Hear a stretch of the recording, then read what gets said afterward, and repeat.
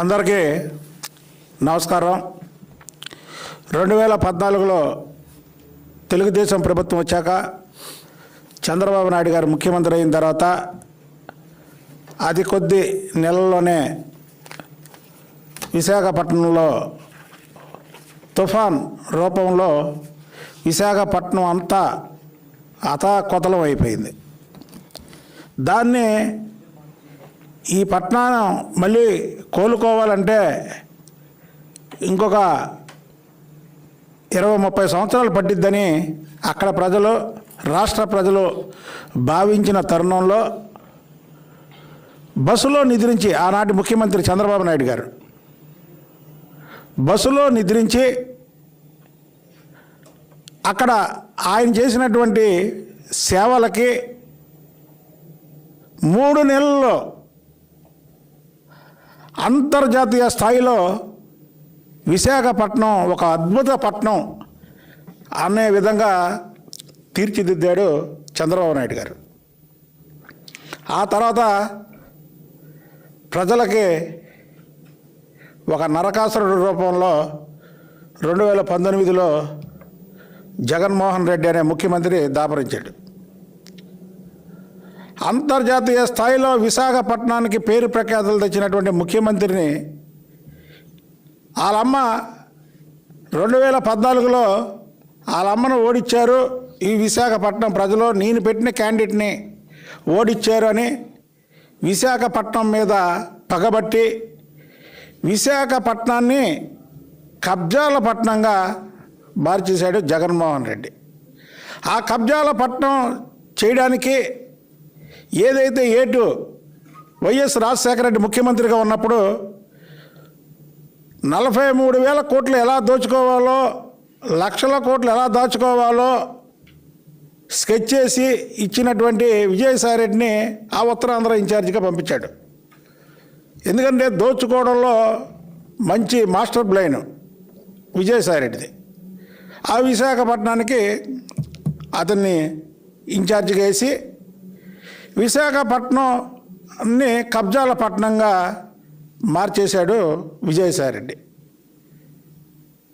రాష్ట్రం మొత్తం J tax ఉంటే ఆ ఉత్తరాంధ్రలో మాత్రం విజే ట్యాక్స్, విజయసాయిరెడ్డిది జగన్మోహన్ రెడ్డికి ఇద్దరికి ట్యాక్స్ కట్టాలి. అది పోతే ఇక కబ్జాల గురించి చెప్తే విశాఖపట్నంలోనే హార్ట్ ఆఫ్ ది సిటీలో వేలాది ఎకరాలు కబ్జాలు చేసుకున్నాడు విజయసాయిరెడ్డి. అంటే విజయసాయిరెడ్డి, తాడేపల్లి ప్యాలెస్, ఈ రెండు కూడా అనేక కథనాలు, అనేక వార్తలు మీడియాలో కానీ, ఎలక్ట్రానిక్ మీడియాలో కానీ, లేదా ప్రింట్ మీడియాలో కానీ, సోషల్ మీడియాలో కానీ అనేక కథనాలు వచ్చినాయి. ప్రజలందరికీ తెలుసు. ఆఖరికి ఈరోజు వాళ్ళకి అనుకూలంగా ఉన్నటువంటి ఛానల్లో కూడా విశాఖ భూ కబ్జాల గురించి అనేక వార్తలు వచ్చినాయి. ఇప్పుడు కొత్తగా ఏదైతే 2006లో ప్రభుత్వం హగ్రావాకు ఇచ్చినటువంటి భూములు, అంటే వృద్ధాశ్రమం గురించి 12 ఎకరాలు ఇస్తే ఇప్పుడున్నటువంటి విజయసాయిరెడ్డి, అక్కడ ఉన్నటువంటి పార్లమెంటు సభ్యుడు, అలాగే ఇంకొక చైర్మన్, వీళ్ళు ముగ్గురు ఆ 12 ఎకరాలని రియల్ ఎస్టేట్ చేసి అమ్ముకుతుంటున్నారు. దాంట్లో కూడా తాడేపల్లి ప్యాలెస్ దగ్గర నుంచి వచ్చినటువంటి ఉత్తర్వులే. ఇప్పుడు ఉన్నటువంటి కలెక్టర్ ఎవరైతే ఉన్నారో ఇది నిబంధనల్ని ఉల్లంఘించి చేస్తున్నారు, ఇది కరెక్ట్ కాదని రిపోర్ట్ పంపించాడు. అయినా సరే ఆ రిపోర్ట్ని పక్కన పడేసి వీళ్ళు ఇష్టానుసారం దోచుకుంటున్నారు. అంటే విశాఖపట్నంలో నేను అక్కడ తిరుగుతుంటే గంటకు ఒక ఘోరం, అరగంటకు ఒక కబ్జా. అసలు వీళ్ళు ధనదాహానికి అందం ఎక్కడిది? ఇప్పుడు మా సోదరుడు చెప్పాడు, శ్రీనివాస్ గారు, ఆయన కూడా 2014 నుంచి 2019 వరకు ఎమ్మెల్యేగా ఉన్నాడు. మరి ఆయన గురించి అందరూ తెలుసు రాష్ట్రంలో. ఆయన కన్నేరు చేస్తే ఈ పిన్నెల రామకృష్ణారెడ్డి ఇలాంటి వాళ్ళు తిరిగేవాళ్ళ? అలాగే మేమేమైనా తలుచుకుంటే మీరు పాదయాత్రలు, బస్సు యాత్రలు చేసేవాళ్ళ? మేము ఒక ప్రజాస్వామ్యబద్ధంగా మేము వెళ్ళాం. మీరు దానికి విరుద్ధంగా ప్రజలు మమ్మల్ని గెలిపించారు, మాకు 151 సీట్లు ఇచ్చారు, మేమేం చేసినా చెల్లి ఇదే లాస్ట్ అండ్ ఫైనల్, మళ్ళీ వాళ్ళు ఎలాగ అవకాశం ఇవ్వరని. అలా అధికారం లేనప్పుడే లక్షల కోట్లు దోచుకున్నటువంటి మీరు అధికారం వచ్చాక ఇన్ని కోట్లు దోచుకోవడం, ఇంత కబ్జాలు చేయడం, అసలు ఏం చేస్తారు ఈ డబ్బు, ఈ కబ్జాల వేలాది ఎకరాలని మిమ్మల్ని మేము అడుగుతున్నాం. అసలు విజయసాయిరెడ్డి రోజుకు ట్వీట్ పెడుతుంటాడు చంద్రబాబు గారి మీద, లోకేష్ బాబు మీద. ఆయన వయసు ఏమో కాటికి కాలు చేపిన వయసు, తక్కువ రాసుకుంటాడు. ఏది నామినేషన్ పత్రంలో కానీ చాలా వయసు ఉంది ఆయనకి. వినేవాడు వెర్రి వెంగళప్ప అయితే పంది కూడా మహాభారతం చెప్పిద్దంట. అంటే నిజాయితీ గురించి ఏం చెప్తుంటాడు. అంటే ఆ ట్విట్టర్లో వాటిల్లో చూస్తుంటే అసలు ఈ విజయసాయిరెడ్డి అంటే ఎంత నిజాయితీ పరుడు, అసలు 16 నెలలు లోపల చెప్పకూడదు తీరు వచ్చి అసలు సిగ్గు సేర ఉందాయా నీకు? 16 నెలలు జైల్లో ఉండొస్తే ఎవడన్నా రోడ్డు మీద తిరగాలంటే సిగ్గుపడతారు. అసలు నీతి గురించి నిజాయితీ గురించి నువ్వు మాట్లాడడం ఆ అసలు మీ ఇంట్లో కూడా సిగ్గుపడతారు. నాకు తెలిసి మీ ఇంట్లో కూడా సిగ్గుపడతారు. ఇదే ఈ వయసు అయిపోయింది, మైండ్కి ఇష్టం వచ్చినట్టు మాట్లాడుతున్నారు, జనాలు ఏమనుకుంటారు, ఏమో మమ్మల్ని మేము సిగ్గుపడాలా అని. మీ నాయకుడేమో మీ పార్టీ 420 పార్టీ, 420లోంచి వచ్చిన పార్టీ. అంటే 420 కేసులు 12 కేసులు పెట్టిన తర్వాత ఈ వైసీపీ ఆవిర్భావించింది. అంటే 420 పార్టీ. అందులో వీళ్ళంతా 840 గాళ్ళు. ఎవరో విజయసాయిరెడ్డి, కొడాలని, వాడు గోరంట్ల మాధవ్, వాడు కులాల గురించి మాట్లాడుతున్నాడు. నేను బీసీనే. ఏంట్రా నువ్వు చంద్రబాబు నాయుడు గారిని ఇష్టం వచ్చినట్టు మూతి మీద ఇసురుతో ఏంటి విసిరేది? నీలాంటి ఎంపీలు 250 మందినో 350 మందినో తయారు చేసినటువంటి ఘనత చంద్రబాబు నాయుడు గారిది. ఏంట్రా మూతి మీద ఇసురు కొడతా అంటున్నావు నీ రాజీనామా పత్రాన్ని? ఏం నోటికి అద్దుపద్దు లేదు అంటే మేము ఏం చేయము, ఏం చేయలేరు అనే.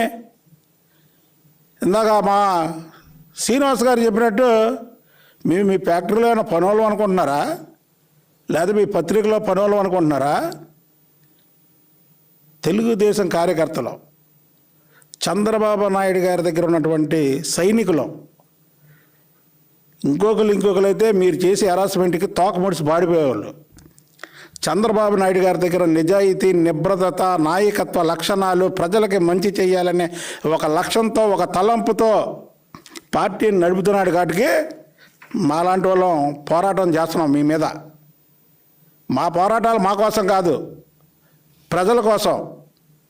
విశాఖ ప్రజలకు ఒకటే చెప్తున్నాం, అక్కడ కాల్ సెంటర్ ఏర్పాటు చేస్తాం. ఈరోజు బట్టి ఎవరన్నా ఎక్కడైనా ఏ కబ్జా జరిగినా ఆ కాల్ సెంటర్కి మీరు ఫోన్ చేయండి. ఫోన్ చేస్తే వెంటనే మేము వచ్చి వాళ్తాం. అక్కడ ఏం చేస్తారు వీళ్ళు? అధికారులు కూడా గుర్తుపెట్టుకోవాలి. ట్రైన్ దగ్గర పడిపోయింది. ఫకీరప్ప, ఈ డిఐజీ సునీలు, ఏంటి వీళ్ళందరూ మరి వైసీపీకి అధికార ప్రతినిధుల్లాగా మాట్లాడుతున్నారు. ట్రైన్ దగ్గర పడిపోయింది, మీరు కూడా జాగ్రత్తగా ఉండండి. తాడేపల్లి ప్యాలెస్లోనేమో జగన్మోహన్ రెడ్డి బటన్ నొక్కుతాడు, వీళ్ళు ఎమ్మెల్యేలు ఎంపీలేమో ప్రజల ముందు బట్టలు ఉడదీస్తారు. ఇది వైసీపీ ప్రభుత్వం వచ్చిన తర్వాత చేసే కార్యక్రమాలు. కాబట్టి విశాఖపట్నంలో ఏదైతే అగ్రవాకి ఇచ్చినటువంటి భూముల్ని ప్రభుత్వం వృద్ధాశ్రమం కోసం ఇచ్చింది 2006లో, అక్కడ వృద్ధాశ్రమం కట్టవలసిందే. దాన్ని కానీ ఈ రియల్ ఎస్టేట్ అమ్మకాలు ఎవరు కొనకండి, మేము చెప్తున్నాం. ఎందుకంటే మీరు కొనుక్కున్నా సరే రేపు మా ప్రభుత్వం వస్తుంది, మళ్ళీ అది వృద్ధాశ్రమే కట్టిస్తాం.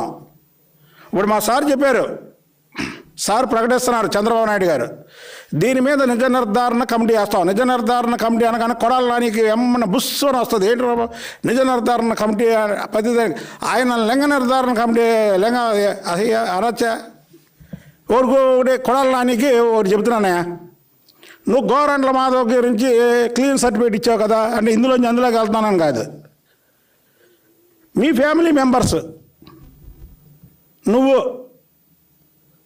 గోరంట్ల మాధవ్ని భోజనానికి పిలిచి ఇంటికి మీ ఫ్యామిలీ మెంబర్స్తో చక్కగా ఆయనకి విందు భోజనం పెట్టి పంపించగలవా? లేదా లింగ నిర్ధారణ కమిటీలో కొడాల నానిని, గుడివాడ అమరనాథ్ని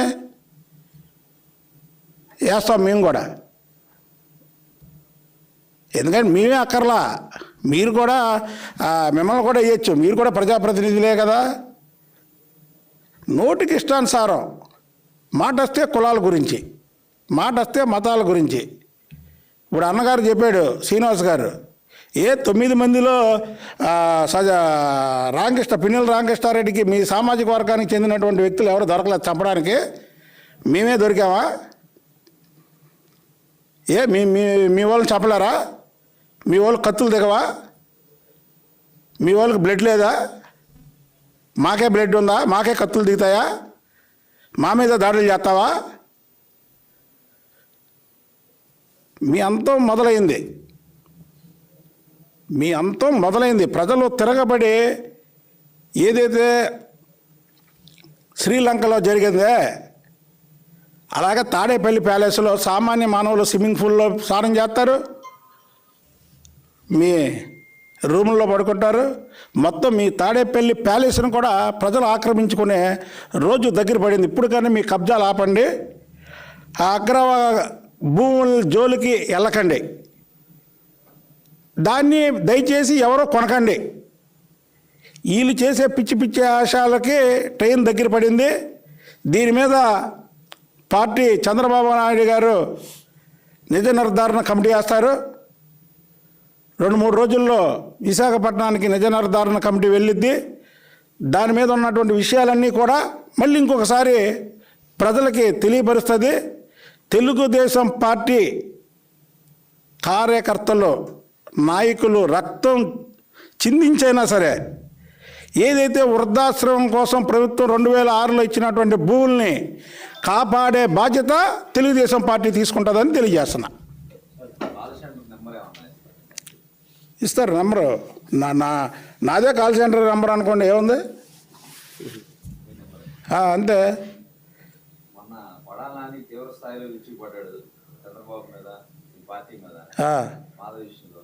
అదే చెప్పాక కొడాల నానికి మైండ్ పోయింది. కొడాల నాని ఆ నాయకుడు 420 అయితే ఆయన 840 కాబట్టికి అన్నం పెట్టిన చేతినే కొరికే రకం. పాముకి పాలు పోస్తే పాముకి ఎవరో తెలియదు, పక్కన వాళ్ళ పౌసురావడం అది ఇంకోటో తెలియదు. అందుకే చంద్రబాబు గారి కుటుంబాన్ని కాటేస్తాడు. ఎందుకంటే ఈయన రాజశేఖర రెడ్డికి మా ఎన్టీ రామారావు గారు, తెలుగుదేశం పార్టీ వ్యవస్థాపకులు ఎన్టీ రామారావు గారు, ఆయన ముగ్గురు క్లాస్మేట్స్. మాట వస్తానేమో ఎన్టీ రామారావు గారి గురించి చెప్తాడు. ఎన్టీ రామారావు గారి గురించి చెప్పినప్పుడు ఆ వైస్రాయ్ వాటల కాడ ఎన్టీ రామారావు గారి మీద చెప్పులు ఇచ్చిన వాళ్ళలో ప్రథముడు ఎవరో కొడాల నాని. ఇవాళ అటువైపు రాజశేఖర రెడ్డి ముఖ్యమంత్రిగా ఉన్నప్పుడేమో రాజశేఖర రెడ్డి మీద పాదయాత్ర చేసి గుడివాడ నుంచి హైదరాబాద్ వరకు పాదయాత్ర చేశాడు. ఇప్పుడేమో ఆ దేవుడు. ఎమ్మెల్యే 7 కొండలను ఒక సినిమా ఉంది, ఆ సినిమాలో ఒక ఎమ్మెల్యే ఉంటాడు, వాడు తాడిచెట్టు పార్టీలో ఉంటాడు. తాడిచెట్టు గురించి చెప్తాడు, తాడిచెట్టు ఇంత మంచిది అంత మంచిది, ఆకులు ఇస్తుంది, కళ్ళు ఇస్తుంది, ఈతకాయలు ఇస్తుంది, అది ఇది అని. తర్వాత ఆడు కొబ్బరి చెట్టు పార్టీలోకి మారుతాడు. ఆ తర్వాత కొబ్బరి బట్టల గురించి, కొబ్బరి బాండాల గురించి, గోరు సంచుల గురించి ఇస్తుంది. అలాగుంటుంది వీళ్ళది. గయ్యారాం లీలు. ఇవాళ ఈరోజు ఇందులో ఉంటారు, రేపు అందులో ఉంటారు. రేపు షర్మిలా పార్టీ పెట్టింది అనుకో, షర్మిలా పార్టీలోకి వెళ్తారు, వెళ్ళి జగన్మోహన్ రెడ్డిని తిడతారు. మేము వెళ్ళాక మేము నిజాయితీగా నిలబడ్డాం, నిజాయితీగా పోరాడతాం, దేనికైనా రెడీ. బస్తీ మీద సవాల్. అది మా అన్న చెప్పాడుగా, బస్తీ మీద సవాల్. Okay, thank you.